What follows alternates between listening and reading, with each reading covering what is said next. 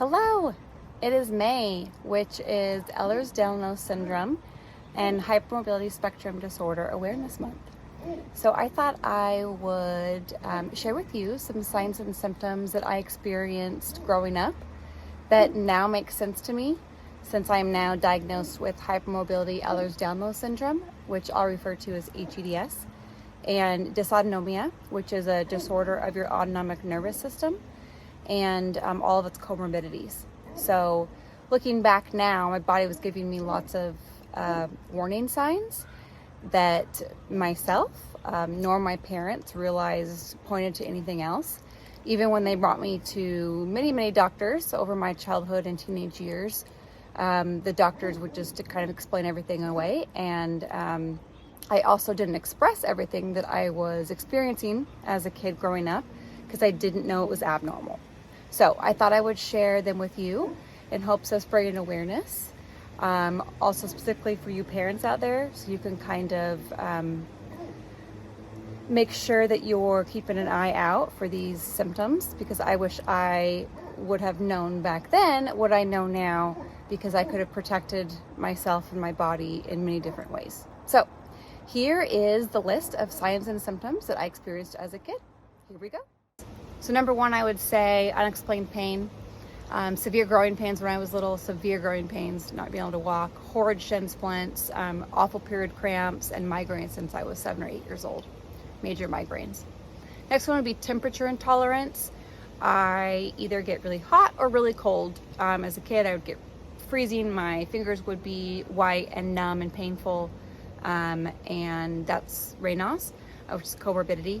And then I also get hot really fast, which is autonomic disorder and all that kind of stuff. So gripping writing instruments incorrectly. So I'll show you. This is how I grip my pen or pencil. Very strange. I remember teachers trying to help me grip it properly, but I never could. This is very much an Ehlers Danlos trait, which I was shocked to learn about in 2020, and everything in my life made sense. The next thing would be dental crowding. So I've had a ton of teeth pulled and I have a high palate. That is a symptom of Ehlers Danlos syndrome. The next thing would be pretzel resting conditions.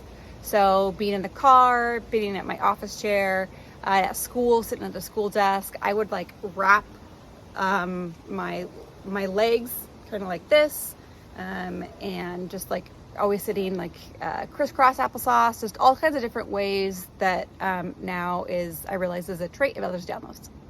The next thing would be party tricks, like being hypermobile or double jointed, being able to move your joints in ways that you shouldn't.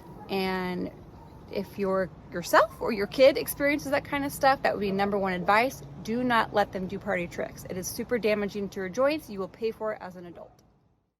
The next thing would be dislocating joints. As a kid, I used to dislocate my hip all the time, which led to my double hip replacement. And my knees as well would pop out, which I need my knees replaced. So that is a huge sign. I didn't think it was abnormal, and I didn't talk about it much, but now I know why. Slow GI tract, so constipation, with irritable bowel syndrome, or gastroparesis, which is your stomach partially paralyzed, having a really hard time being able to eat full meals. That's something I dealt with as a little kid, and now I understand it and it makes perfect sense to me.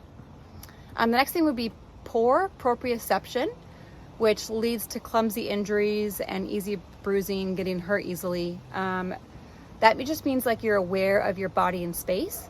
With Ehlers Danlos, it's a genetic problem that is in all your collagen, which is in all your connective tissue, all your organs. It's literally everywhere. So there's something in there that helps your body realize where it is in space and protects itself. People with Ehlers Danlos and HSD have really poor. So they might be a lot clumsier, bad balance. I would fall over doing exercises. I broke my arm doing an exercise in track, a super easy exercise. So that's definitely one to watch out for.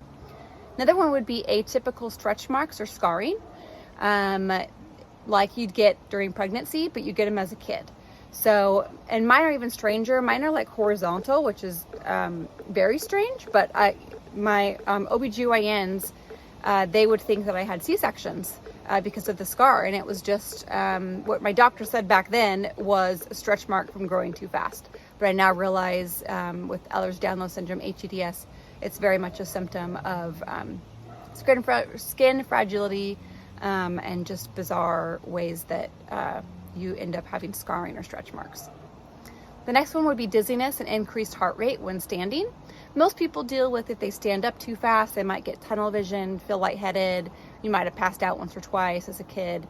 So that's from postural orthostatic tachycardia syndrome, that if I get up too fast, if I bend over and sit up real fast, especially if I'm overheated, I can pass out, which has happened to me so many times. And with Ehlers-Danlos, I also end up like dislocating joints when I fall, and all that good stuff. So that's definitely a huge one. Last would be overwhelming fatigue, which is goes hand in hand with chronic fatigue syndrome. But it is when we say we're tired, it's not tired. We're exhausted. It's like having the flu, where you just have that full body.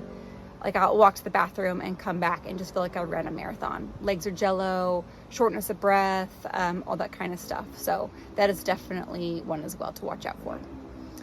So there you go. Those are my signs and symptoms that I had as a kid and still experience now, that I wish I would have known and been able to piece together as a kid, because I could have learned a lot, protected myself. I've had to relearn a lot of stuff as an adult, so that would have saved me a lot of heartache. And that's it. If you have any questions for me, feel free to reach out. I am always here.